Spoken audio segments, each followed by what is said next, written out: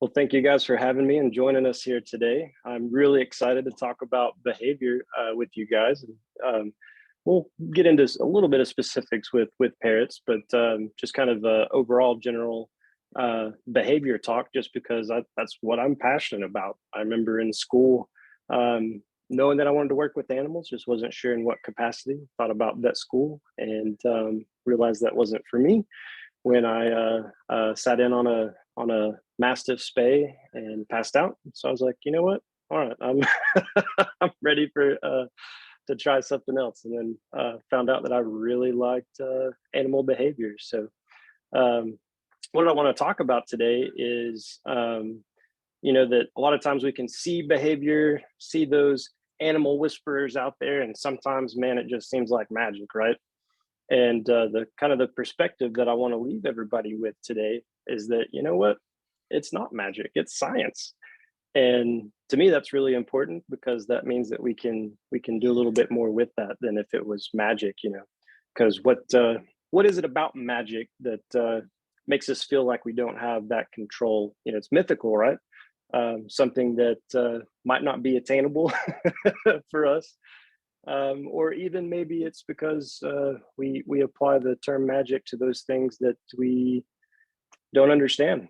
You think back to older times and Queen Elizabeth I here with her conjurer.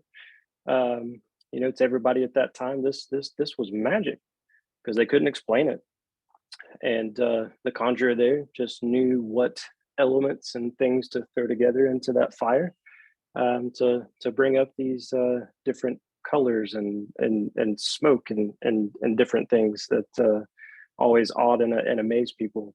And the thing is that I don't want you guys to feel like you don't understand the behavior or know the science behind it, or think that it takes that magic to be able to work with your birds at home or to understand their behavior. So wanted to play this little video here for you guys. He'll climb down off of the perch and come on out here. Thank you very much. This is Spencer, our hyacinth macaw at Zoo Knoxville. And all right, now go ahead. Yeah, this is one of the largest parrot species on the planet, the largest macaw species. Look at that beak! How magical is that? He's taking money from our zoo guests, little children. You might be concerned about those little fingers getting too close to that beak, right? And how magical that really seems, right?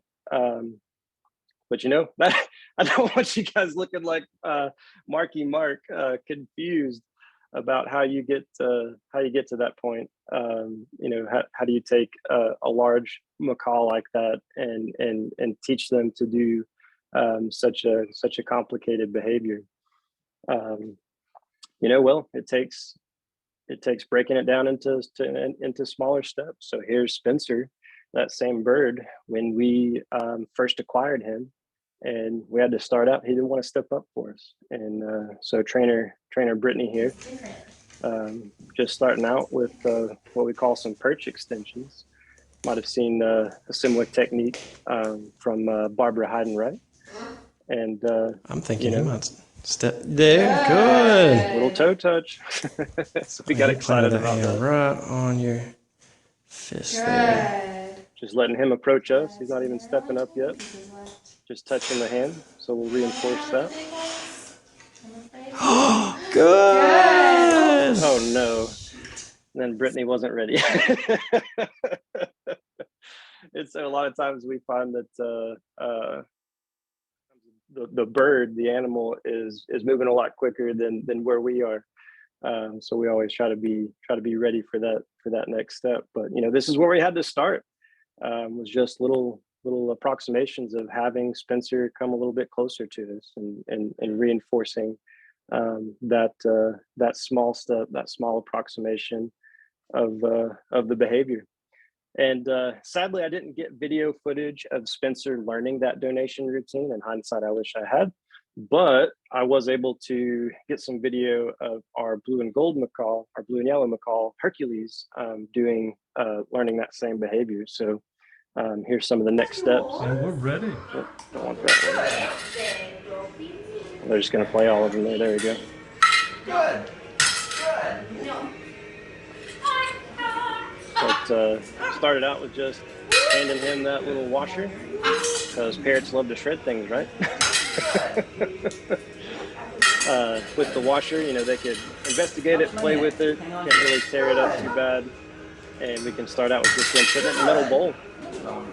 And in that middle video there, you saw that he was taking that washer and holding it out so that he had to actually move towards the bowl. So kind of like a little retrieval behavior that we had to take. And so these are just some of the steps, breaking it down into those smaller steps. And we even had to take it, the next step after the bowl was on that donation box, is we set the bowl. We thought, okay, now we'll remove the bowl and they'll just start putting it in the box. Nope, because what were they trained to do? Putting it into the bowl. So we had to put that bowl down inside the donation box, and that's what got them to lean in with the washer. Okay, and then drop it in. And then we started handing the birds different objects so they would generalize whatever we're handing to them, putting it in the donation box. And then we did paper just to make sure that they would take that, put it in the donation box and not shred it. And funny story with Hercules is that with Spencer, I could just hand him the washer, our hyacinth, and he would just naturally take it and investigate it, hold it. And then I could get him to drop it by offering food into the bowl. With Hercules, he would take it and then immediately sling it. And so we had to even start with a smaller step with that behavior and just get him to touch it, touch and hold, touch and hold. We let go, take it back, to teach him to hold it, not to just take it and throw it. And that's how you end up with. So excited he'll climb down off of the perch and come on out here. Thank you very much. To this day, probably one of the coolest behaviors and proudest behaviors that I'm proud of my team for doing, because it helped to raise money. We took all those donations, every penny, and it went to different parrot organizations through the World Parrot Trust. Helped out with the ARA Project, Blue-throated Macaw Project, the African Grey Save the Greys Fund. So it's a really neat way to get people involved. Yeah, and we don't want you guys ended up like the former Chancellor of Germany, terrified and not understanding your bird's behavior. We want you to be more like this is one of my seasonals, Shelley. Feeling very comfortable with our budgie and cockatiel aviary with that feeding experience. So, and that's the beautiful thing about thinking about behavior as a science, because everybody can learn the science. With magic, a lot of times you think it's like, okay, if you think about it within the fantasy world, you're born with it, or it's harder to come by. But with science, it's something that everybody can learn. So where do we start? We start with behavior. That's what we're focused on, right? So if you've got, a lot of times you look at your bird, you look at your companion parrot, and you're looking at the whole picture. And a lot of times what we need to do is narrow down that focus and focus on the behavior. That's where we're going to start. And the thing is that animals are built to behave. They're designed to behave. Everything about them is how they interact with their environment, interact out in the wild, to get their food, to find shelter, to build their nest, to find water, with their wings to be able to fly. And it looks like our parrots are already going for it. This is Hercules, our blue and gold macaw. He's tearing right into there. What'd you get? You get a piece of apple? Yeah, tasty, very good. And over here's Tango. Our blue-throated macaw looks like he just pulled out a banana there. That's yummy, bud. You enjoy that. Look at that. He just tore straight into it, no problem. That butcher paper is no match for that beak of his. Yeah, what a good boy. So how many of us, get frustrated with our parrots chewing on things? But the thing is, that's what that beak is designed to do. So giving them those opportunities to be able to do so, and how easy it is just to give our birds some food in the bowl. But at the zoo, we kind of talk about, the bowls are kind of enemies at times, because we want to get our birds moving. We want to get them interacting with their environment and utilizing those behaviors that they're born to use. And so doing different types of foraging opportunities for our birds with, wrapping it in the butcher paper, knowing that's not going to last very long. But it was actually Ann Brooks where I first heard the term, and I use it all the time with my staff. Is a toy destroyed is a toy enjoyed, and that really hits home for all of my keepers, and so they get really creative with the different foraging enrichment items that they do for their birds. And animals aren't meant to be limited. You want to think about people that are in prison and the behaviors that we start to see out of that. When people are confined and are limited on their choices and control of their environment, they start to find different ways to behave. That can end up being not very constructive, like fighting and all the gang related stuff that goes on in there.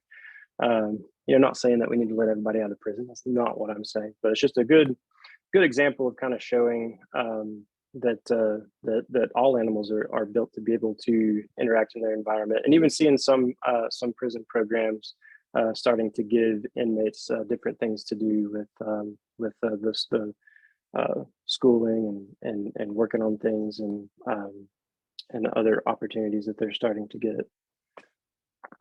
Even plants learn and respond to their environment, which the first time I heard about this research just kind of blew my mind. But yeah, even plants kind of have behavior where they want to grow towards the sunshine, right? But a little bit of classical conditioning, I believe it is, where they started to blow a fan. Previously, that fan didn't mean anything to that plant, but they started blowing that fan right before they shine the light. And over time, what they started to see is that they would decrease the time between the fan and the light, and the plants would start to grow in the direction of the fan, the direction of that wind blowing, because it became a conditioned stimulus. So kind of like Pavlov's dog with the ringing of the bell. The metronome, the different sounds triggered them to salivate. Why is this important? Why am I talking about plants learning things? It's just, it goes back to the science, right? And everything kind of learns and utilizes behavior in the same way. So the same thing that you learn about behavior wise for, a dog or a cat or a bird, behavior is behavior. And, it's just looking at that individual, that specific behavior that you're concerned with. And even our genes respond to the environment over time. Genes may mutate or be expressed in a different way in response to our environment. You guys might have heard this. They've been on this. They've highlighted this group of people on BBC, NPR, National Geographic, and I'm gonna not be able to pronounce this name very well, but I think it's Bajo, the sea nomads of the Philippines, being able to hold their breath a lot longer than the average human underwater, because over time, scientists believe that it's their spleen. It's 50% larger. It holds oxygenated blood cells, and when they dive at depths, it compresses the spleen and kind of squeezes out some of those red blood cells and gives them about 10% more oxygen while they're diving. So they've been able to, they recorded one diving to depths of 229 feet, and he held his breath for 13 minutes. The average human, or not the average human, but people typically can only hold their breath 2 to 3 minutes underwater. And so just over time with these guys, it was a response to their environment of diving at depths to be able to live and survive down there in the waters of the Philippines. So I don't know if that interests you guys, but it really is really cool when you can see how our environment affects behavior, even the behavior of our genes. And so it's still this feedback loop with our environment. And so that's kind of one of the big takeaways for today is that, the animals, your birds at home, they're learning from their environment. And when I say environment, not just what would be their former natural environment, but in your home, the environment is their enclosure space, their cage that you have at home, your house, all the different interactions that go on with your family with that bird when guests come over. That whole scenario is their environment. And if you don't learn anything else today, I hope that this is what you remember. So from here on out, you can tune out. Well, please don't. But if you did, it'd be okay. As long as you remember this, is that behavior serves a purpose. This is the magic behind the science.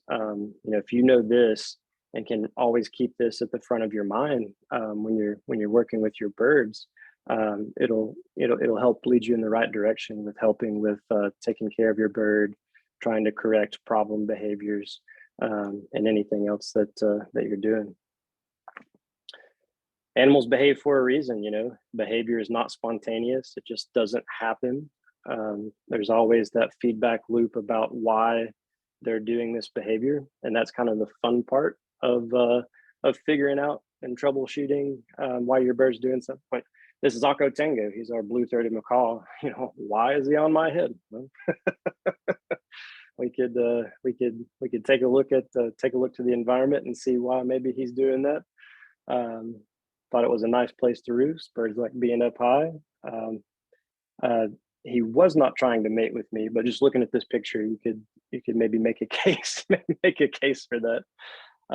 Knowing the natural history of blue-throated macaws, their natural tendencies, they're very mischievous, love getting into things, very inquisitive. We got to give them very complex enrichment items just because they're really good about figuring things out and utilizing puzzles and puzzle feeders. So he was having fun and playing with my hair. Some pitfalls to avoid, though, is to watch out for labeling.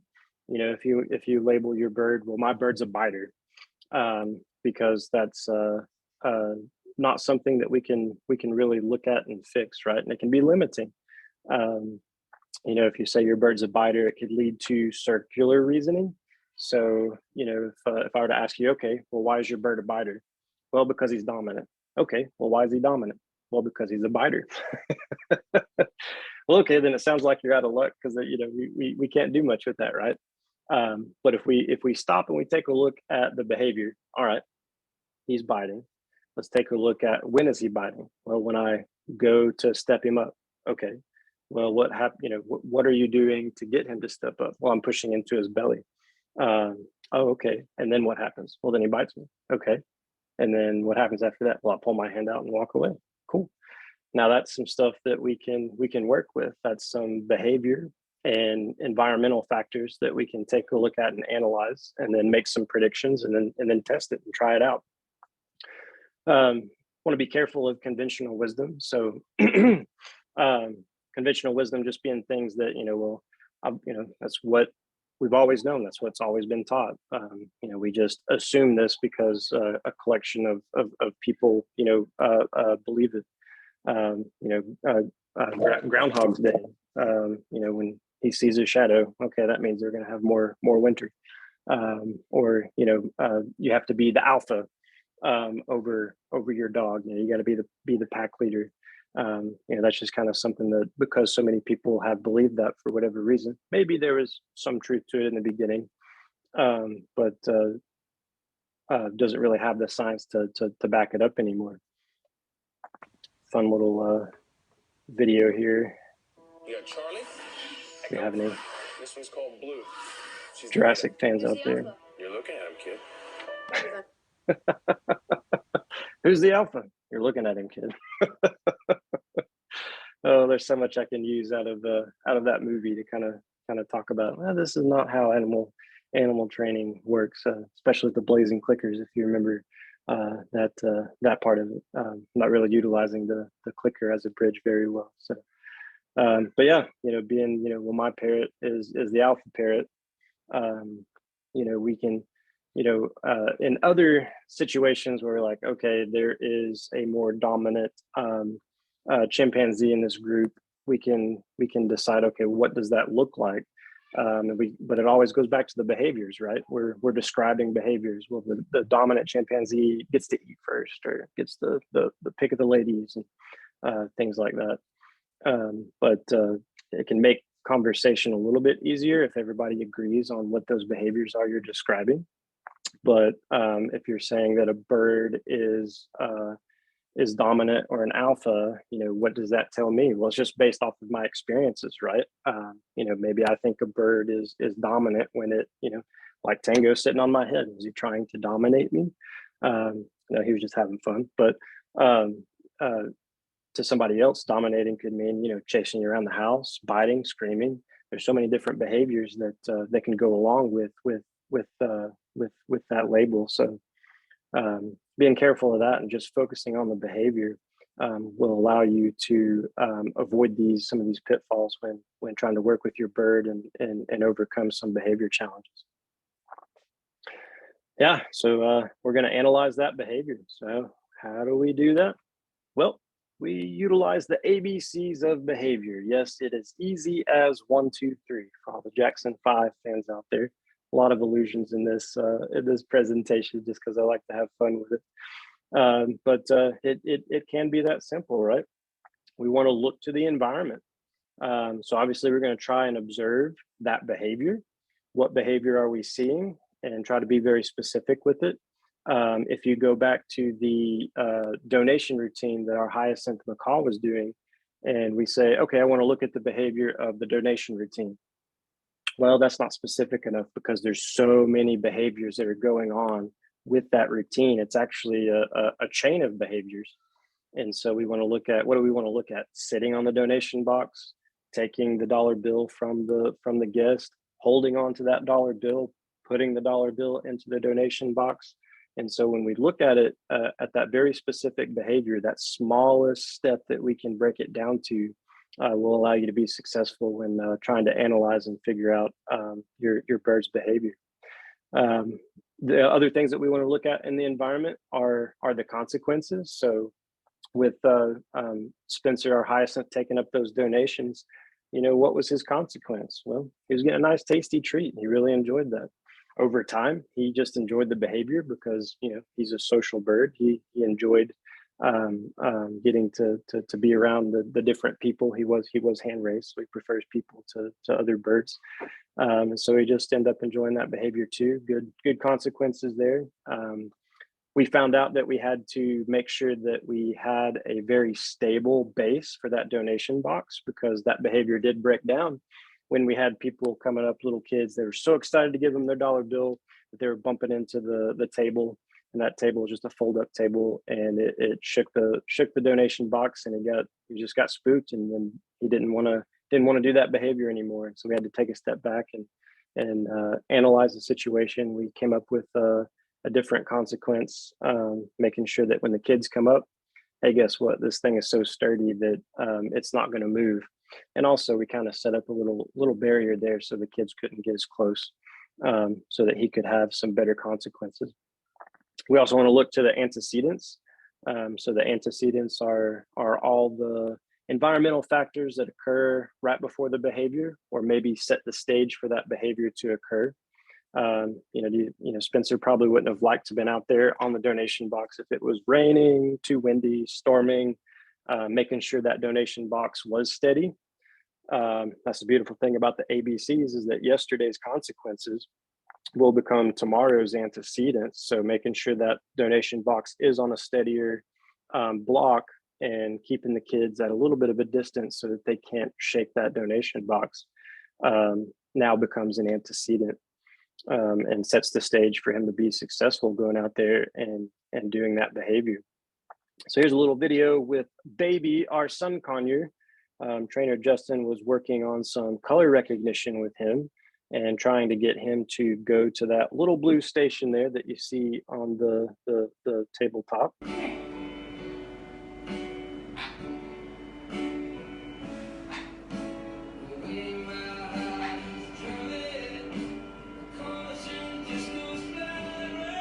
Ready to do it again? Blue. He's not as fast as yesterday. Yesterday he was Charlie.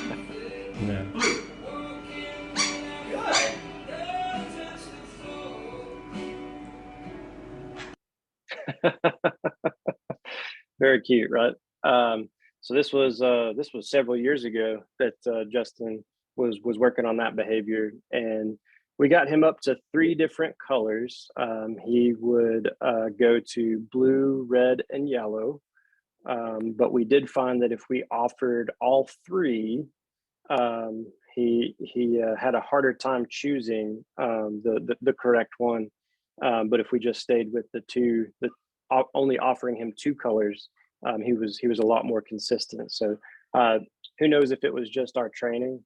Maybe we weren't being very clear, didn't get some of the other newer colors well established before offering the 3 colors. But it really seemed like he started to have a limit at around 3, trying to recognize the 3 different colors and the keywords that were associated with them.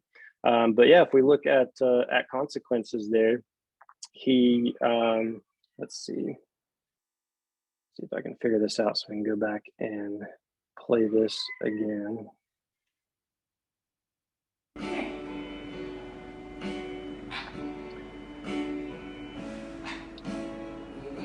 Let's take a look at what consequences we have.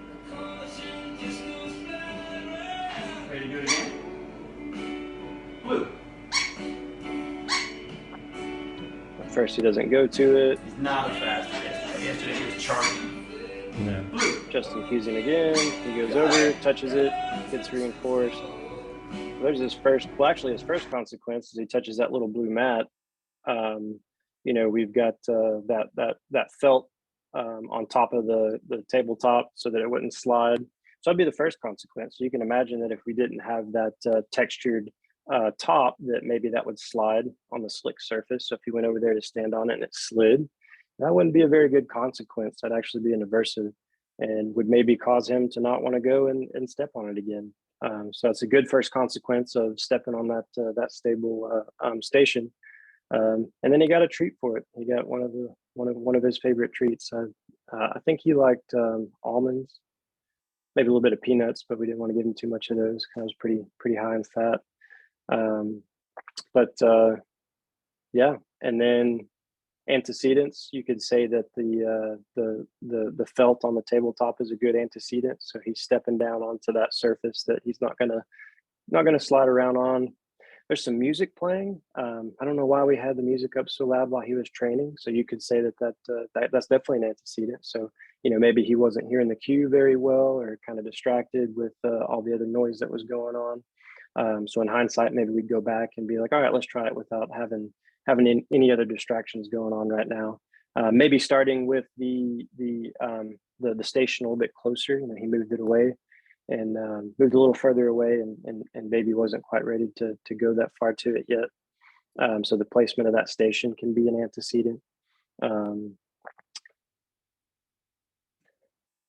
And the thing is, it's not rocket science. The basics of animal learning and behavior, is quite simple. It takes practice, and once you have this understanding of how animals learn and how they interact with their environment, it's just about being able to pick those things out, being able to pick out that singular behavior, the associated consequences and antecedents, and then being able to look at that and be able to predict future behavior from your past experiences with your bird. So once you start to recognize those things, that's step one, just being able to observe and recognize the individual behavior, and trying to notice those consequences that are immediately occurring.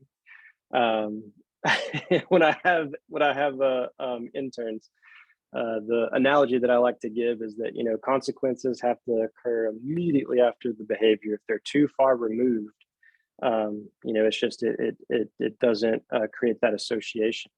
For example, for those of you that enjoyed college maybe a little too much like I did, you'd go out drinking, go out and having a good time at the clubs or whatever, have a little too much to drink, right? Come back and oh no, now you got that hangover, you're sick that next morning.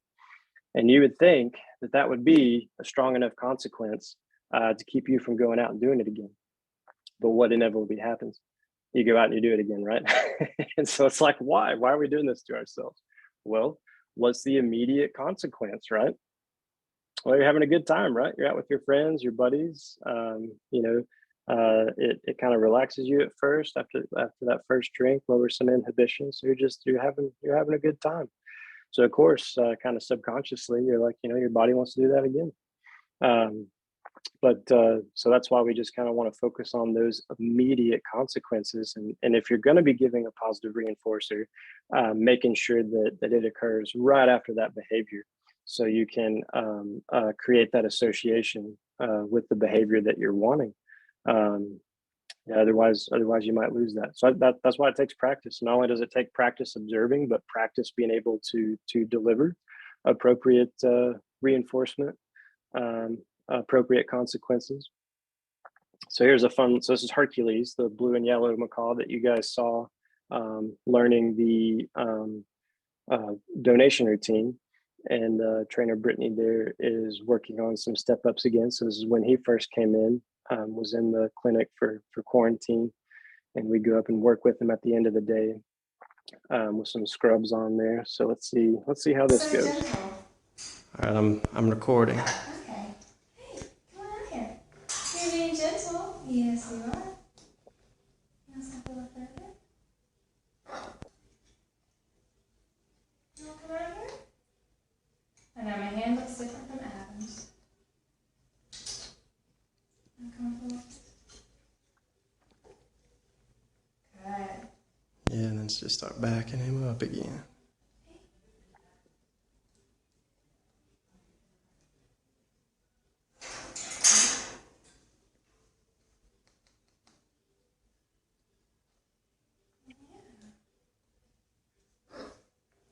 Good.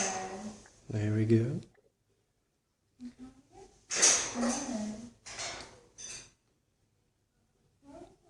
Top my knuckles.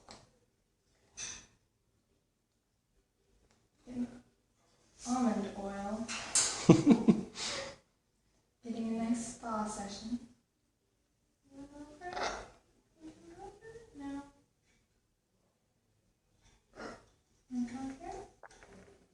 Good. Okay. So yeah, starting at the very basic, very very first steps, just trying to get him to come over to us, and that's what I train all of my trainers and keepers that work with the birds or any of the animals really. That I like them to approach us instead of approaching them. It's a lot easier to gain that trust and build a trusting relationship by allowing them to choose to come over to us for some good consequences. In this case, some nice tasty nut pieces, probably some walnuts and almonds, I think is what we were using with Hercules there.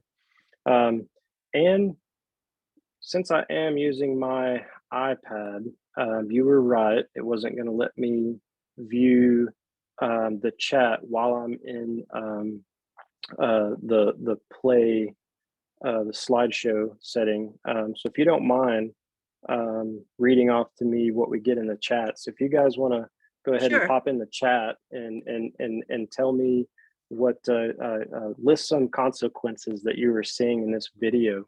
And so, like I said, it takes practice, right? So we'll go ahead and do that here in this session, in this presentation, and have you guys be a little interactive there. So what are some consequences you're seeing?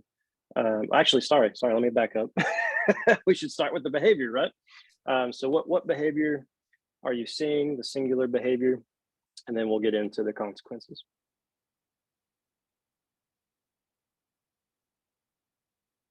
I can there's often a little bit of a delay. That's all right.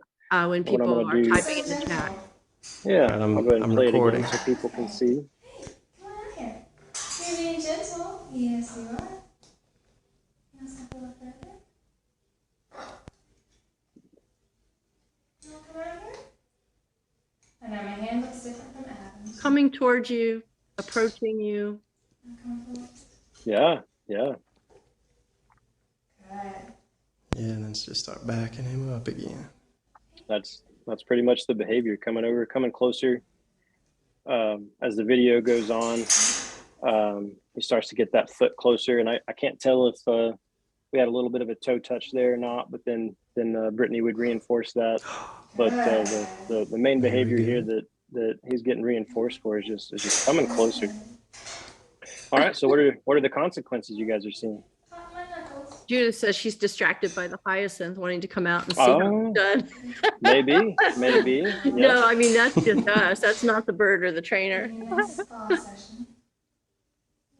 Yeah, Spencer and Hercules both came from the same place, so they came in at the same time. Okay, so ask your question again, so people can chime in. Sure. So what are the consequences that you're seeing of that behavior of coming closer? Yeah, everybody pretty much says both the treat and the praise, which can get kind of complicated. You might address that when it's got two things going on. Definitely. So we want to look at, those are consequences that are occurring. Brittany there is saying good. She's kind of talking to him. And in this scenario, it looks like it's okay.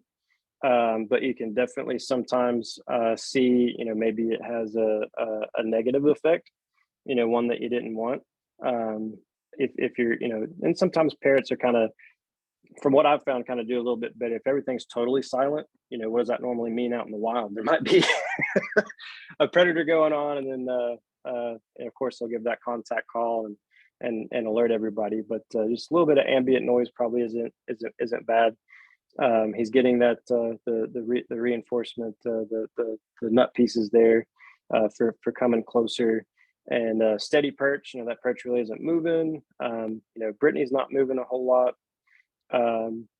With the verbal praise, a lot of times we think it's a reinforcer, but it really depends on the bird and the situation. So if it is a reinforcer, then we should see behavior maintain or increase, right? But if we don't, then that's really just for us, right? So in this scenario, I think it was more for Brittany, that it wasn't really a part of the training there. She probably could have been totally silent and still would have had a decent session. But if she wanted to establish a good bridge, so you heard her saying good, that would need to be created. A bridge isn't automatic. It's not a thing that just naturally occurs for these guys when they hear a clicker or a whistle or a bridge. The verbal good, it doesn't mean anything to them until you give it some meaning. And so as she starts reinforced, as the behavior starts to be offered, then she would want to say good and then reinforce and have it be a little bit more clear than what she was doing. So that what Brittany was doing there was just that was helping her out. She was just trying to keep herself concentrated there, which sometimes can be confusing. So if you're constantly saying good and not really making it a strong, if you want it to be your bridge, then you want to be careful of what you're saying and when you're saying it. Because that bridge is supposed to be the gap between the desired behavior and the reinforcement. So we're wanting to bridge that gap between the two there. And so you want to somebody noticed something really valuable, I think, and that the bird would go back and kind of pause and then go forward again more quickly. That behavior is growing in confidence. Definitely. And so that kind of starts leading us into antecedents, right? And so I think that's a great example of an antecedent. It's kind of hard to see because Brittany's in the way, but this tabletop perch we've got is on wheels with locks. And so it is pushed into position to where he has access that if he wants to, he can go back home. That enclosure was his safe space. That enclosure came with him from his previous facility. So he was very comfortable with it. And so if he decided that he was no longer having it, he wanted to step away, he could. So we gave him that option. We gave him that choice. And what that did, giving him that opportunity to say no, what you noticed is he turned around and come back. So he didn't go all the way back home. And when we first started this, he kind of would. He he wasn't stepping up for us yet. So we would do this tabletop perch and let him come out from his enclosure onto that. We like to get our birds on hand if we can, just because it makes it easier for shows and presentations and stuff like that at the zoo. But the thing is that it's okay if they never get on hand. That's more of a me thing than a bird thing sometimes. And so if you've got a bird that really isn't interested in coming up on hand, you're having a hard time with it, that's okay. Maybe you'll get there at some point, but it doesn't have to happen. You can have them go from A to B, from that enclosure out onto this perch, and then they can go back in just the same way.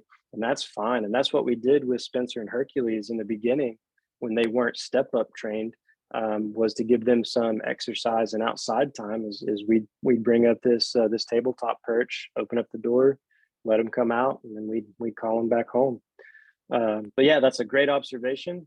Seeing him kind of go back, think about it, and then come back. And a lot of times that's really important. So giving them that opportunity to say no, to leave the training session, even though in the beginning may cause them to say no a lot, over time, it'll make for a stronger behavior, a stronger relationship, because you're giving them that choice and control. What other antecedents? That was a good one. What else was occurring right before the behavior? So gentle. All right, I'm recording. Okay. Hey, come on out here. You're being gentle. Yes, you are. Let's have a look further. You want to come out here? I know my hand looks different from Adam's. Somebody mentioned the hyacinth macaw being there. Yeah, that could have been a distraction. In this case, we really didn't have anywhere to work it. Again. The only comment so far is that there's another person in the environment. I guess that would be you recording. Yeah. yeah. I mean, they're recording. So maybe if we found that was an issue and he wasn't ready for multiple people to be in there, we could have set that camera up by itself, and that would have been good. In this case, Adam, just to clarify for everybody, would you consider, what would you consider the antecedent? What's your view of that? What's my view of what? I'm sorry, cut out there for a second. What do you consider the antecedent? Because she's doing a lot of blah, blah, and she's got her hand moving. She's got a lot of kind of potentially confusing things going on. Sure. Yeah. So there's a lot going on there. She's trying to show a target hand. She's talking to Hercules. I'm there trying to talk Brittany through that training. This definitely, don't take a look at this. This is me being very open and honest and vulnerable here. Being like, this is when we first got started. I think I'd been working full time for only a couple years. And Brittany the same. We kind of tag team and grew up in this in the moment. So yeah, she's showing that target hand. She's kind of moving it around, trying to kind of coax him over, instead of trying to have a strong, clear communication of, hey, I want you to come over here. This is where a bait can come in handy.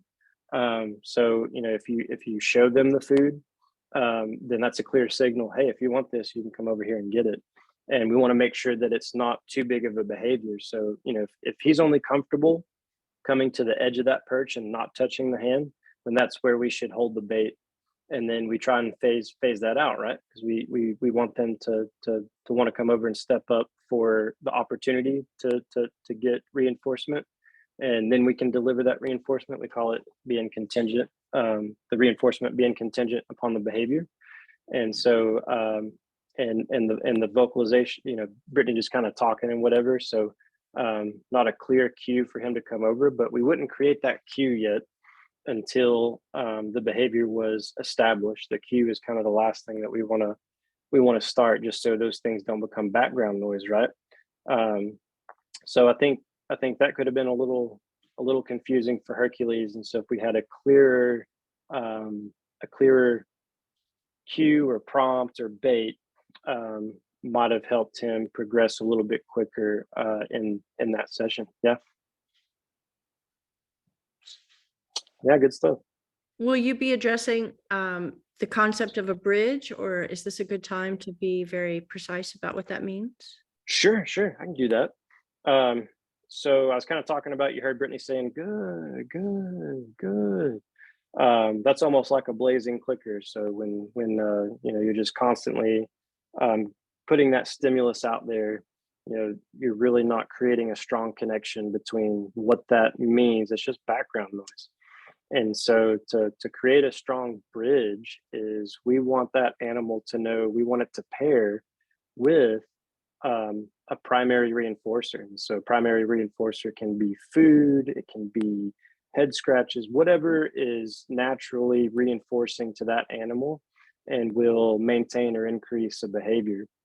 And so to pair that up with, you know, Brittany could start just by saying, you know, if there's no behaviors created yet, you could just simply start out with saying that word, and then giving that reinforcement. And it's almost timed at, you know, the same time, so that you can have that strong, because what we talk about, that consequence has to occur immediately after that behavior. In this case, our behavior is the bridge. And so we're saying good food, and eventually they'll learn, oh, when I hear that word, I'm going to get something that I really like. And then you can start pairing that with a behavior. And that's where you want to make sure that it is precise, and where the practice comes in. So as Hercules comes closer, and you're going to decide what you're going to bridge. Okay, it's that toe touch, right? He comes over, the toe touches the hand. Good. You know, maybe you don't want to be so in your face, but good. Then you can give that treat and try to and if that bridge is established, when you say that word good, or you blow the whistle or the clicker, whatever your bridge may be, you should see that animal go, what? Yeah, is the food coming? I really saw this with our sloth that we worked with at the zoo, doing target training. So we'd hold the target up, and he eventually learned to bring his nose over and touch his nose to the target. And when we said good, we knew that we had created a strong bridge, because after we said the word good, he immediately turned and looked to us for that reinforcement. And if technically it should release that animal from that behavior. So if you were having an animal target, so he released that behavior because he turned to look to us like, oh, that's what you wanted. And then boom, we gave him that primary reinforcement. Hope I didn't jumble that up too much. Does that make sense, Ann? That's good. Yeah, because sometimes we had some questions about it. And then, of course, a lot of people, sometimes the reward and the bridge all get kind of jumbled into one thing, unless it's you know, understood very precisely. Yeah. And one thing to remember too with that bridge is that bridge can become reinforcing itself. We call it a secondary reinforcer, but it's always backed up by the primary, that food, that treat, or the head scratches or whatever. And as soon as you stop pairing that up, over time, that bridge will lose its value and then will no longer mean anything. So if you're asking your bird to do something and all you're giving it is that bridge, and you're not really pairing it up with that food or that primary reinforcer anymore, it will lose its strength, it will lose its association, and then won't be reinforcing anymore. And then you might see some regression in behavior. Let's see, looking at time, I've got a few more examples, Anne. Oh, please, you have as much time as you want. Okay, cool. All right, so here is another session with Hercules that I did. So let's see what we see. Good boy. Come on, friend. Oh. Reach out. Good. That was a better bridge. You guys hear that? The first one wasn't. My first one. All right. I got some bigger treats. You can step up a little bit further. Watch that foot. Here in this moment, I'm sitting here watching it again. He really wants to, but he's not quite ready. I think I started to frustrate him a little bit. he wasn't comfortable enough to do it. So I should have done a smaller step, smaller approximation than I eventually did. I think I waited too long. Got some more pieces. You want to take another step? Nope. Good. So toe touch, you hear me say good, give him the reinforcement. I'm doing a little bit of chatter, a little bit of talking, not as much as Brittany. So I can be a clearer signal. Good. Good. The reason I'm not using a bait here, I'm showing a target hand, is because we had established that. That's how we had trained them to come in and out of their enclosure. I do give a little bit of a prompt by wiggling my finger to grab his attention. he said he was done. All right, so same behavior, pretty much same consequences. What differences did you notice from the previous video?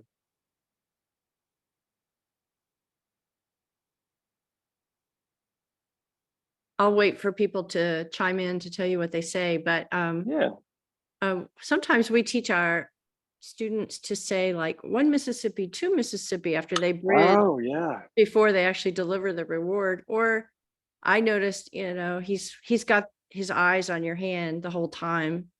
So sometimes I put my hand behind my back so that they're thinking of the behavior and not of the thing that comes from behavior.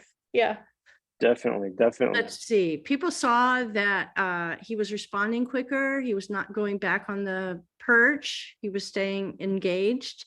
Your bridge was clearer.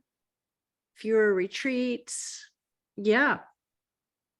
Yep. That he was definitely, you know, ready to keep training. Yeah, definitely. And yeah, no, I like that too. With what you're saying about having them focus on that behavior. You know, that hand would be something that we'd want to fade away really quickly as you show them that hand, and then you want them to step up so that they're focused on what they're doing. So yeah, maybe there's a little bit of distraction there going on where he's looking at that hand and trying to figure out what I was wanting him to do. Well, you were just starting the behavior, so you kind of had to make it very motivating, right? So definitely approximations, as you say. Yes. Yeah. And then I think I've seen that one. That was just kind of going back.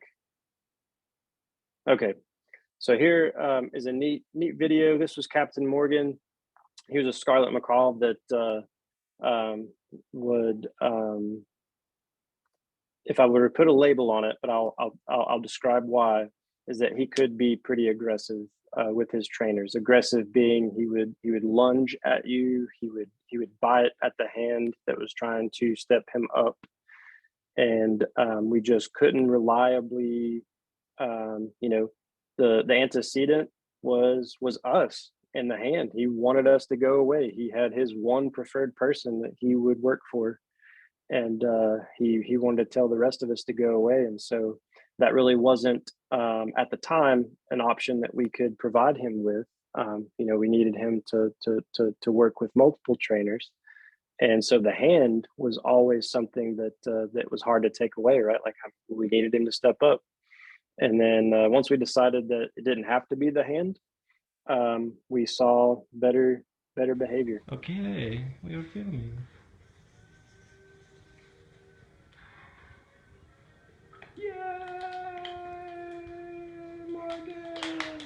And Mackenzie there, man, I can't tell you how many times she'd been bitten by Captain Morgan, and we just kept trying to troubleshoot, you know, what needed to happen. And ultimately, you know, we found out that he just wasn't a good candidate for programming and shows. You know, not every animal is suitable to do the things that we're asking them to do, and it can be more stressful trying to work through those things than to just give them a different life. And so he did inevitably end up going to another zoo where he could be on exhibit. He lives with another scarlet macaw now on an exhibit down in Louisiana. But this was definitely a big breakthrough that we had with this handheld perch, to be able to step him up, get a weight on him, transfer him to different areas. He looks content. I was gonna say he's clearly not hungry. And you hear us talking about it, we're like, wow, this is a complete behavior change. So it really was that hand that he just really didn't like. And then bring it down. I'll get you some fruit. Nice. So what'd you guys see there? What was the behavior?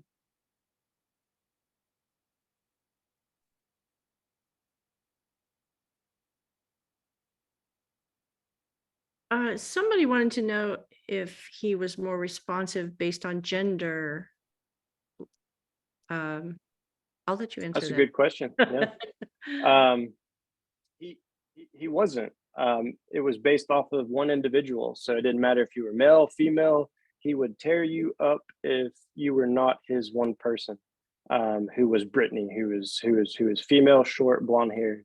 And it didn't matter if you had another short female blonde hair, it was just that one person. And I could tell you that we tried different things, making sure that that Brittany wasn't being too affectionate towards him. We took her off of rotation for a little bit and just had other keepers work with him, and it didn't matter. These birds will pair bond pretty strongly. And that's what he had done, and maybe Brittany had done some of those things before we knew that was a no-no, with some of the affection that she was given and stuff like that. But that was just something that he was like, you know what, I'm not feeling it, and so we had to figure out different ways to work with him, and we did, like we did with this hand perch there. But yeah. Thank you. There's a lot of people, think that male or female makes a difference when it's really just a subject of one. Don't you find Right. certain species too that in the wild, nature kicks in to some extent, that Sure. some birds are just small groups like macaws or Amazons. So Yeah. you can expect them to be, when they grow up, they're not necessarily amenable to bigger groups of people. No, yeah. And so that's kind of been the challenge, and maybe at some point we, even at the zoo, talk about what animals we have in our ambassador animal role in our shows and programming. And, maybe we get to a point where we decide that, macaws aren't a good fit for that. The birds that we're working with right now seem to be doing really well, responding really well. And, so we'll keep working with them and trying to utilize the best positive interactions that we can. And going back on that gender thing, a lot of times we'll be like, oh, well, they just don't like men, or they only like women. Some of the reasons why we kind of believe in that is because I've even seen it with the birds at the show. Before I started, I was one of the first males to work down there in years, and so it could have been easy for me to say, well, they just don't like me because I'm a male, but I was different. And so, a lot of times birds can generalize. And so, yeah, sure, our female trainers were able to train in a little bit faster. But it was because they generalized that behavior of those interactions. Like, oh yeah, female, I recognize that. Maybe I'll step up sooner, work these behaviors a little faster. Just because they weren't used to, maybe my presence. I was bigger, I was taller, deeper voice, things like that. They will recognize those things, but it doesn't mean that we can't work through it. And so, I started working with all these birds that were formerly just, they'll only work with women. Okay.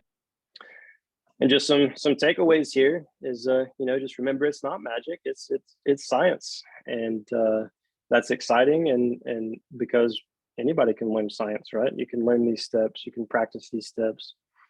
You always remember that behavior serves a purpose.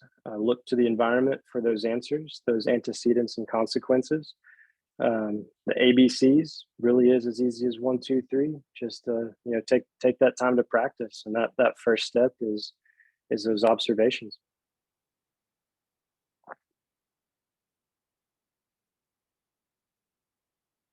Thanks.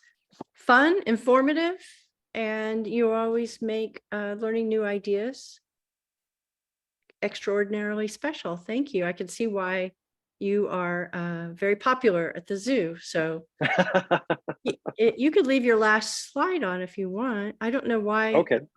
My little picture stayed up there all the time. But anyway, it's an iPad thing maybe, huh? Okay, Adam, so some questions, if that's okay. Sure, sure. Oh, I see you've popped them up. But consolidating some of them, there was a pretty consistent request for what you thought about what kind of rewards could be used if a bird is not motivated by food. Yeah. Well, I will say that birds always got to eat, right? And I'm not saying to not feed your bird, but kind of finding if you do a free feed, finding out what those food items that they're kind of going to first, right off the bat, that you're feeding to them, that they'll eat, and kind of creating that. Sometimes it takes a little bit for that bird to understand that dynamic of learning. It's kind of a two-way communication, right? And so it can be possible for you to get them interested in working for the food as you start to find what you can do different food schedules. So if you find they really like, grape is one of their special treats that they'll go to first, you can kind of hold that out during the day, and then when you come back, come in and pop that over to them and see if they're interested for working for it at that time. We talk about different schedules for food delivery, but then finding out some other things that they're interested in that will maintain or increase their behavior. So maybe if they do like your presence or your praise, and getting excited with them can end up being a positive reinforcer. But a lot of times with my experience, we can usually find those special things that they'll be interested in working for. Making sure that your bird is at a healthy diet can make a difference too. So investigating those things out. If they're on a seed-based diet, then a lot of times those types of food items that might be considered a special treat that they only get from time to time, are no longer reinforcing. You think about it out in the wild, for resources, they're looking for, if this tree stops producing food, or they've eaten it all, they're going to go find another tree, another place to find those resources. And so, kind of creating certain food items, you don't want to deprive them of all their food. I don't think that's healthy, or cutting back on their diet to create motivation. Only suggest looking at diet just based off of their welfare, making sure that they're at a healthy body score, eating the healthy foods, and you may find that they'll become a little bit more interested in different food items.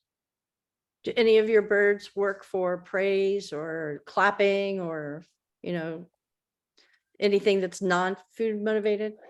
Cockatoos come to mind. Gosh, our scarlet macaw, he is flighted, but before I started working with him, he was kind of kept in a smaller enclosure, and so he didn't quite get the exercise that he needed to fly around, to move around, and so he's not the most confident of flyers.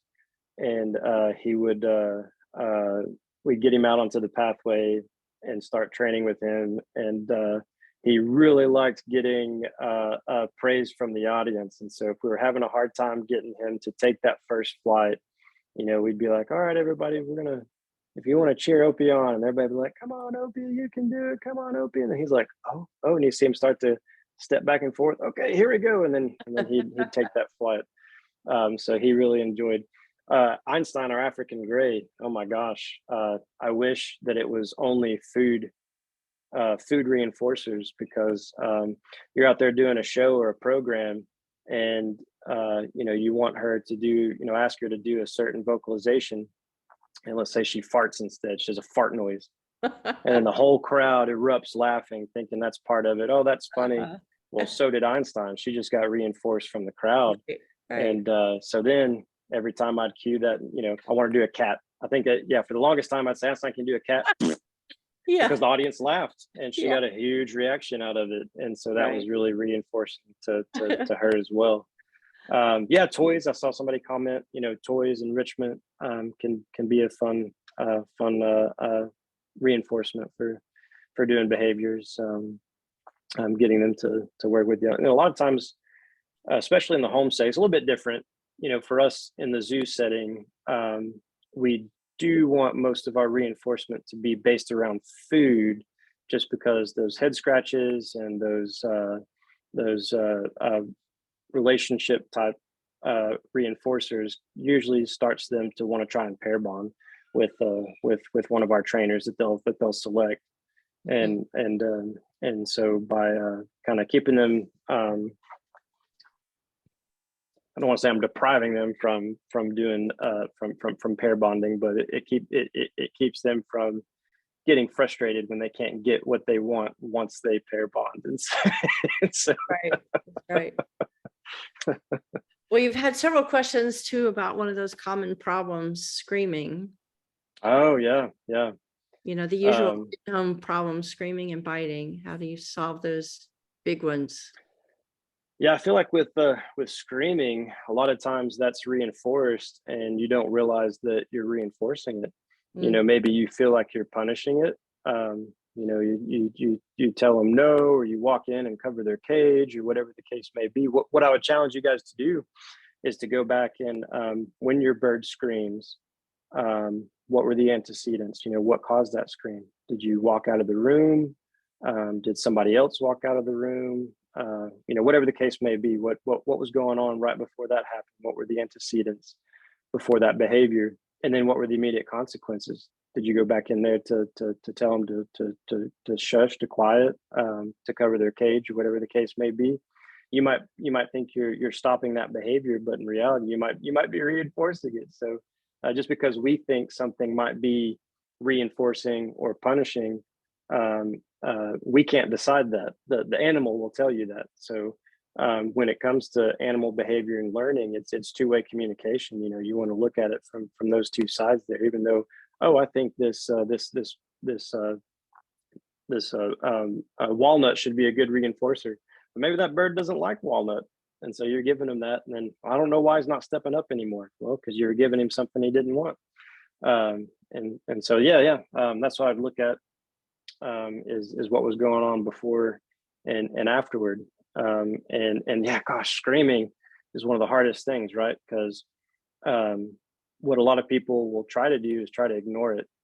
And how good are we at that? I think of my children. I've got a 3 and 1 year old, and if they're how hard it could be to just ignore them, right? Right. So technically, if you ignore something, if it goes unreinforced, it should go away, right? But what inevitably happens, and I'm even guilty of it myself, is that you try to ignore it, you try to walk, you try to not engage and reinforce it, and what happens is the intensity of that behavior increases. That bird starts screaming louder and louder for a longer period of time, and then finally you hit your breaking point. You can't take it anymore. Oh my gosh! Yeah. Well, now guess what? Big reinforcer. Yeah. You gave them a bigger reinforcement, and you just reinforced a more intense, stronger behavior. I've done that one before, and so now you're dealing with that. And so one of the best ways is to figure out. Let's say that the reason they're screaming is because it's every time you walk out of the room, they're still in their cage. They're wanting to go with you, right? If they like you, they're being social with you, they're bonded to you. You're going away, they want to go with you. That's the natural behavior out in the wild. If they're pair bonded, they're together all the time. When even if they're flying in that flock that's heading to the clay lick or to a place to eat, you know, they're flying so close together that sometimes their wingtips are touching, so that they stay close together. So that's a pretty strong behavior there. And so instead, what I would try and do is teach them to do something else. Teach them to say something, or to give a whistle that maybe doesn't give you a splitting headache. And if you can get them to do that when you leave the room, then you know you can go back for that for that appropriate behavior that you're wanting. And a lot of times, if you get something, and another thing you can do is try to get it on cue, because by definition, if you can get something on cue, then that behavior shouldn't happen unless cued. And so what you do is you get it on cue, ask them to scream, they scream, you can reinforce it, ask them to scream, they scream, you reinforce it, and then you just don't ever cue it. And sometimes, you know, that you have to be a good trainer. Break down too. Yeah. Oh yeah. That Otherwise, that you comes just with created skill. more screaming, right? Yeah. Exactly. That comes with a little bit more practice and skill. So I recommend teaching an alternative behavior. See if you can't get them to you know, if you step out of the room, they scream. I think the easiest way is to just get an alternative. And so you step out of the room, they scream, and then just for a split second, I don't know, maybe they do some other sound. They make another vocalization right before they go to scream again. And that's when I'd try and capture that and run back into the room, give them some praise, give them a treat for that new vocalization. And so maybe they start doing that one instead, because that's what brings you into the room. Mm-hmm. And then that'll be a little bit more helpful. Biting, you know, that kind of depends on what's going on. You know, figuring out what's causing them to bite, what's the reason for that behavior. You know, as we talked about, behavior serves a purpose, right? And that was my biggest takeaway. You know, if you don't learn anything else, you know, try to remember that behavior serves a purpose. So, you know, is it because, you know, you're wanting to step them up and bring them out of their enclosure, but they don't want to come out, and you keep pressing it? That can lead to biting. If they're becoming sexually mature, what we're experiencing with our blue-throated macaw right now, you know, he's gotten very nippy, just because he's not wanting. It's almost like the Captain Morgan situation again. You know, he's trying to tell the other trainers, like, I don't want you, I want my preferred person. And so trying to navigate those waters can be pretty difficult if it's related to maturity and trying to pair bond. But you know, you can figure out where that's coming from, and then you know, maybe you're giving them head scratches and you stop, and they're saying, hey, I want more. And you know, they've been presenting other things, and you know, you ignore that. It's like, well, maybe I give you a little bite, and you're like, oh no, stop it. And then you give them attention again, right? And so then you know, you could be inadvertently reinforcing that as well. So it's not just one thing. That's what can make this so difficult. You know, kudos to everybody here today for having a parrot in your home. I you know, after working with them at the zoo and knowing how much time and effort and how intelligent and difficult they can be, I don't know if I could do it. You know, I've got 2 children. That's hard enough. You know, you know, parrots are really something that they don't naturally do well in our homes, and so trying to navigate those waters with providing them with what they need can be quite challenging. So you know, kudos to you guys for being responsible parrot owners and seeking out more information and trying to do right by your birds. So thank you guys Would for you that. say, Adam, that if a bird lunges or bites, that they're basically saying, I'm not comfortable with that? And maybe the best resolution is to avoid that problem in the first place. Maybe exactly. Never even try to touch. We don't have to touch our birds to appreciate their beauty and their magic, right? So definitely, and that's something to try and realize too. And you know, and maybe it is a little upsetting thinking about it this way, but you know, they're not like a dog or cat. And you know, if you're wanting something that your whole family can cuddle up with and pet and enjoy in that manner and be very tactile with, you know, that's not really what a parrot is. You know, I'd recommend that you know, that's more of a dog cat kind of animal. With a parrot, it's different. It's more of a coexisting and appreciation and learning how to interact with one another. And like I said, Captain Morgan, that Scarlet Macaw, it was just one person that could step him up on hand. And after she left, then nobody could. And that was fine.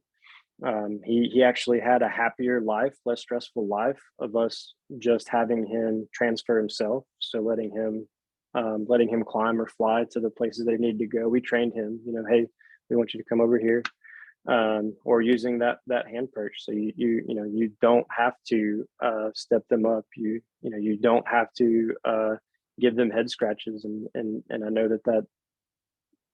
that is probably painful to hear, but then, if you get to that point where the bird just accepts it and gives you that opportunity to do those things, it's what makes it even, I don't know, even better for you. Extraordinary. If to that. Not yeah, to it's be extraordinary.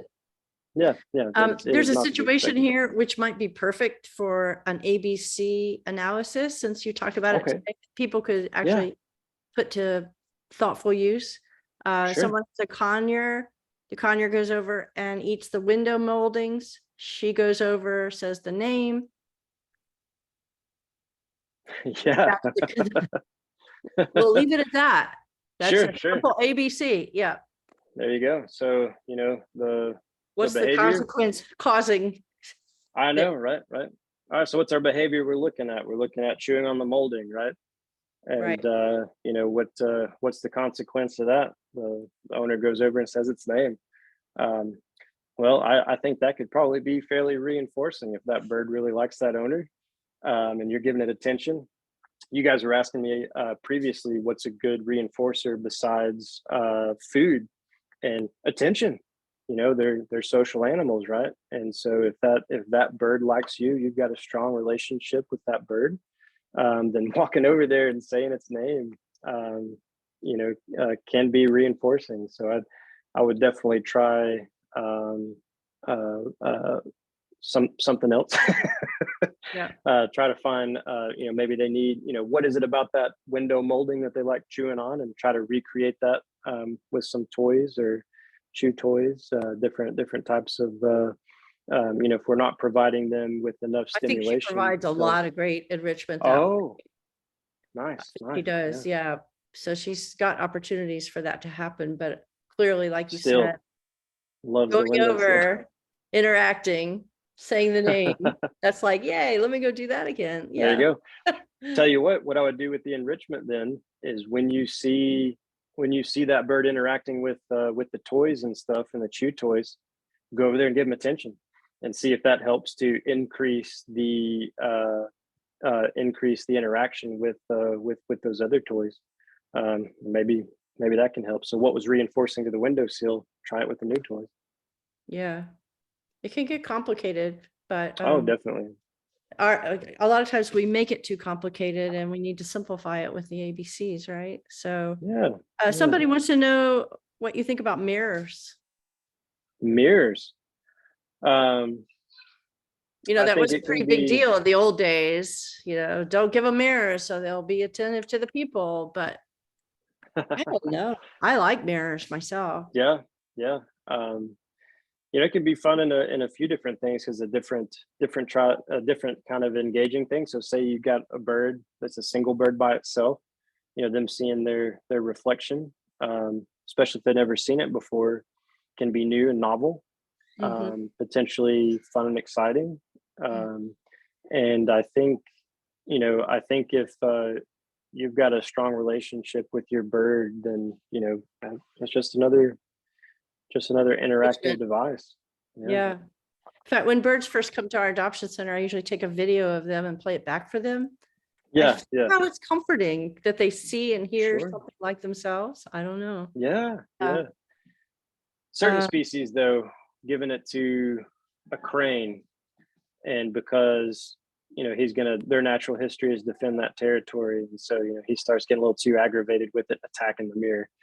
Okay, yeah, we're gonna remove this. Yeah, that becomes a problem. As a behavior a little more complicated in the world of behavior, but if somebody's already familiar with the bridge and they're training something, say target training or whatever, and they want to combine that with a second behavior, at what point in that training do you stop bridging and rewarding after the first behavior? What is your thought on that? That's also kind of complicated, but yeah. Can you say that to me one more time? yeah, so you're trying to make a combined behavior. At what point do you stop bridging, or do you stop bridging and rewarding after the first behavior? Yeah. A chain behavior. You're starting to make behavior basically. Yeah, definitely. So there's kind of two ways to do a behavior chain. And for example, I'll give you an example for, we used to do a rat run at our show, and we'd have a group of rats run across the backdrop. And the way we would train that is we would do a reverse behavior chain. So we would actually start with the end behavior. And so what we did is we released them from a crate at the exit hole in the backdrop. And then all they had to do is they could smell and almost immediately see the food in the crate behind the backdrop. And so they would take off running and go to that second crate. And what we would do is once they were doing that consistently, they'd come out without hesitation, go running into that second rat crate. Then we'd back it up a little bit. And then once we saw them going consistently, we'd back it up a little bit. And that's what we just did until we got the full run. And the thing is that, yeah, we may back it up a foot each time, but then once they get past that foot, then that previous area becomes reinforcing, because, oh, I've been here before. The next thing is this, and then the next thing is that, and then I get to the crate that has all the food in it. And so depending on what the behavior is, if you can do a reverse behavior chain, then each new step you add kind of gets reinforced by each step thereafter, because you've already established it, right? But let's go back to the donation routine that I was training with the parrots. You're trying to progress it. That one wasn't really. That was kind of a forward progressing, I think, for the most part. Because it starts with handing him the item, and then we're progressing from there. So that's a forward progression behavior chain, and we would move on once that step was happening fairly quickly and consistently, and then we try the next step and add it to it. And with this behavior, I wouldn't bridge in between. I wouldn't bridge each step, because each step, like I said, kind of reinforces it.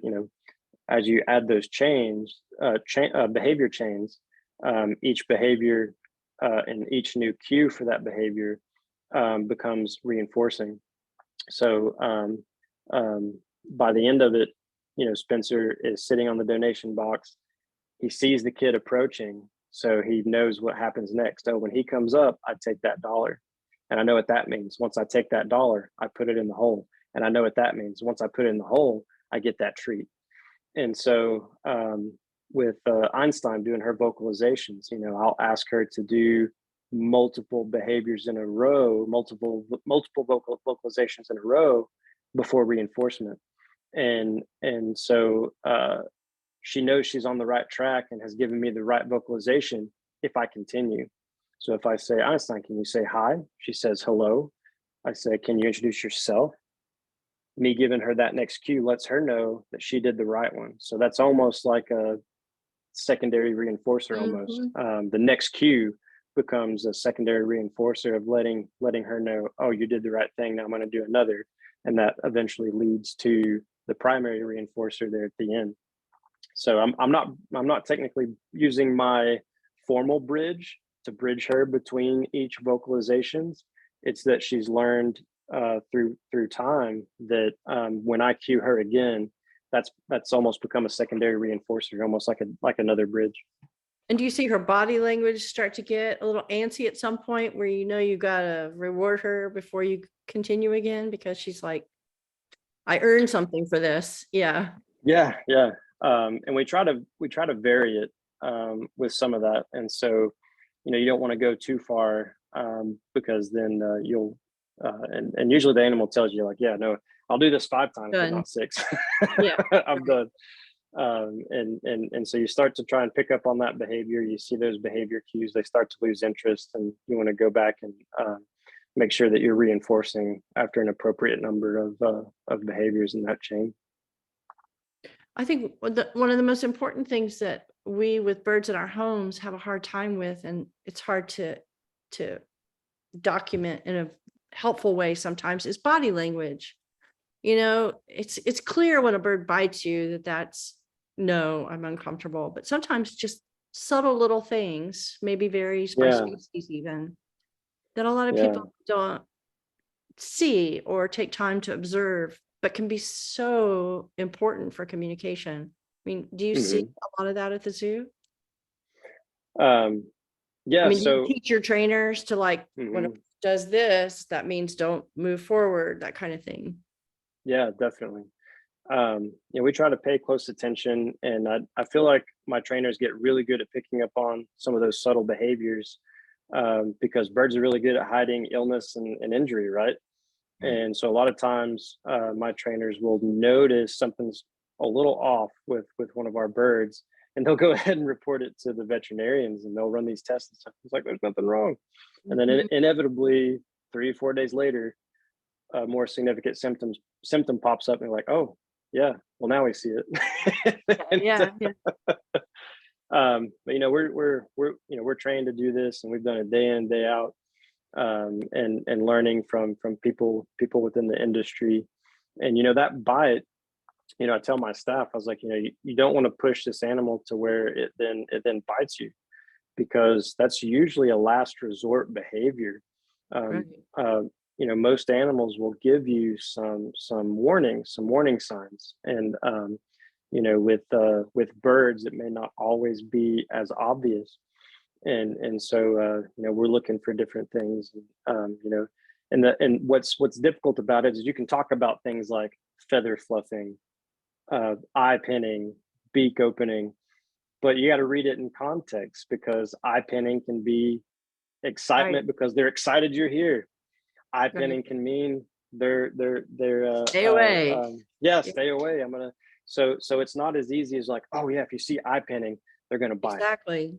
Well, maybe they're just excited to see you, and so that's what makes reading their behavior so difficult, is because you have to read it in context. So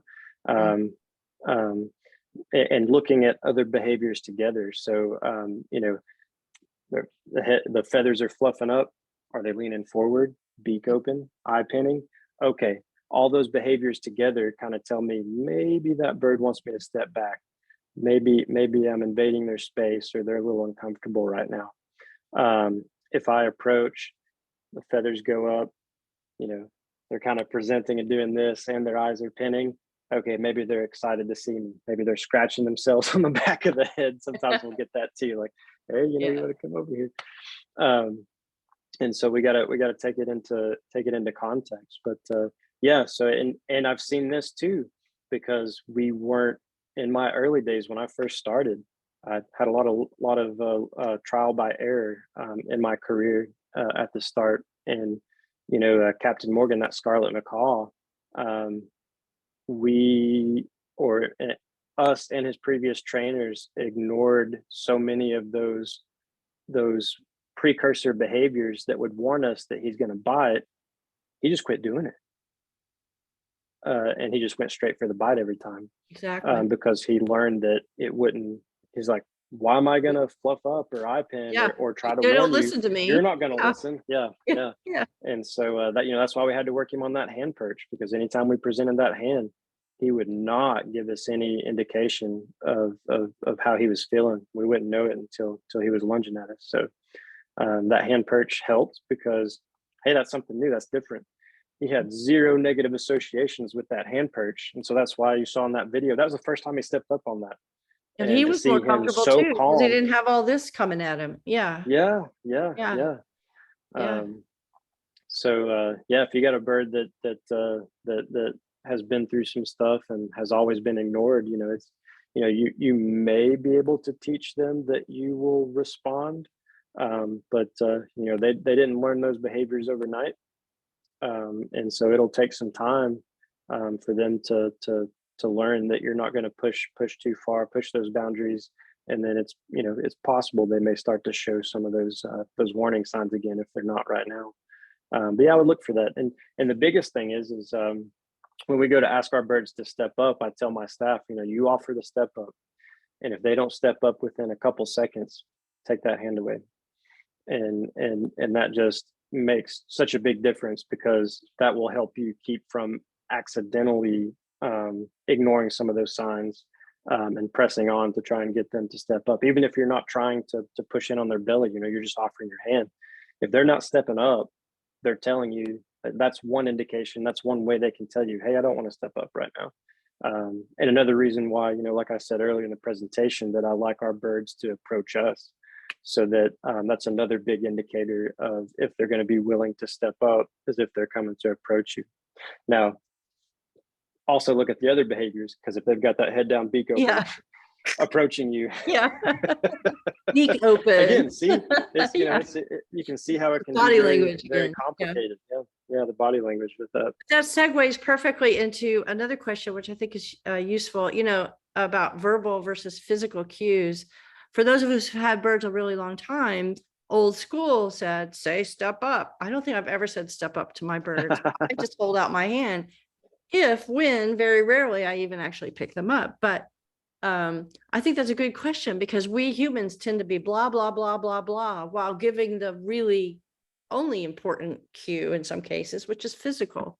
So talk about cues a little bit in that regard, physical versus verbal, and when to use the other or blend them. Yeah, well, what's surprising is that even though as humans we talk a lot, most of what we communicate isn't what comes out of our mouth. I think it's what, 70-80% of our communication is body language. Yeah. You know, facial recognition stuff. You know, that's why a lot of interesting research has come out of work with children with autism, or people with autism, because a lot of time, depending on what they have, they can't read body language, they can't read facial expression. So when you say, oh, okay, they're like, okay, they said okay, and then, you know, they're gonna go. So they take you right at your word. So it just kind of shows how much plays into body language. And that kind of goes with our birds as well. They're going to be reading your body language and take your body language a lot more seriously than the words that are coming out of your mouth. And it's not that you can't create cue words for behaviors. You take a look at Einstein, and most of her vocal cues are on a verbal cue. But, you know, I think I have a strong bridge with her when I say good, but what she's really watching for is my treat hand. So then when it goes down to reach into the treat pouch, that's when she releases the behavior, and she knows that she's getting the food. Because how many times do I say good and then get distracted because a guest comes up and talks to me and I'm not reaching in to get that food? So it kind of lost its strength. And so what has become the actual bridge for her is me dropping the mic and grabbing that treat to give to her, because it's more consistent. Our body language will always be more consistent than the words that we say. And so it doesn't mean that you can't say step up. You know, if you present your hand and you want the bird to step up, you present it, you say step up, and then you reinforce. That step up can just be another association to that behavior, but it may not mean a whole lot, especially if you're not consistent with when you're establishing that cue. And a lot of times I see a lot of keepers and trainers start out by, you know, they're wanting to start that behavior, and they immediately start saying the cue and then trying to get the animal to do that behavior. Well, then what happens is by the end of their training with that behavior, that cue word has just become background noise because they've said it so many times. That animal wasn't focused on that cue. They were focused on trying to learn that behavior. And then when they try to create that association, they have a harder time with it because they made it dull. They made it background noise. So in essence, you know, you present the hand, the bird steps up, you reinforce, you present the hand, the bird steps up, you reinforce. That's become consistent. then you'd want to present the hand, say step up, and reinforce. But the thing is the bird already knows that you're wanting them to step up by presenting the hand. So, you take a look at it, it's like, yeah, it's probably not needed. Just keep it clean and crisp. I have a bad habit of giving the physical cue and then saying, are you ready? Are you ready? Are you ready? Which is just blah, blah, blah nuisance noise, but it's hard for humans not to like comment on things, but that's, it's too much information when you're trying to train something very precisely, right? The clearer you can be, the better. There's probably other questions, but I think we've kind of addressed most of them. Some of them are a little too complicated or not something we can address here, like plucking, etc. But so do you have any parting words of advice? What are the big takeaways? Remind everybody the one you put in there that was the big takeaway. Big takeaway: behavior serves a purpose. Exactly. And as long as you keep that at the forefront of your mind, that'll help you think of the other things, right? Okay, my bird nipped me today. Okay, behavior serves a purpose. That behavior was the nip. What happened before that, or what happened directly after that? What led up to that? And then that can help you try to troubleshoot that, and then you can start predicting behavior. It is a science, but it's also an art too.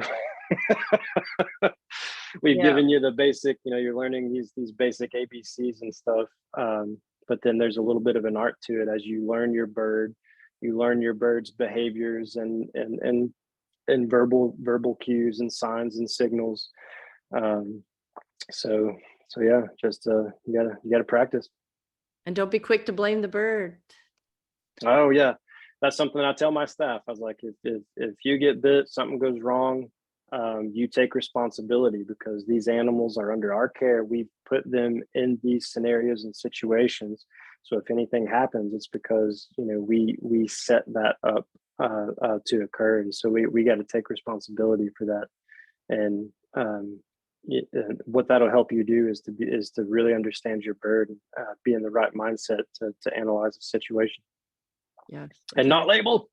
I know.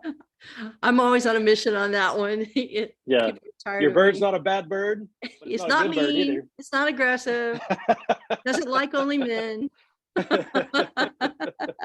It's hard though. It's hard for humans to take that kind of responsibility sometimes. But we need to. It's only fair. Yeah. Well, if you're anywhere near Knoxville or going through Knoxville, make sure you stop and meet Adam in person and tell him what a wonderful time you had today and that you learned that all behavior has purpose, because we're all going to take that away and a whole bunch more, hopefully, right? And if you're an IAABC member, your code word for today is Einstein. And I hope you'll come back and join us again next month, June 24th. Same time, same Zoom, to hear Dr. McCleary talk to us about respiratory issues. She's terrific, as are you, Adam. We're so grateful to be a friend and to have you back again. You're the best. That's my pleasure. I enjoy it. Thank you so much. And don't let those kids wear you out, because the birds need you too. Yeah. They all need you. Yes. But my sympathies go out to your lack of sleep. I know that's what happens at this time when you have toddlers around. So yeah, definitely. Yeah.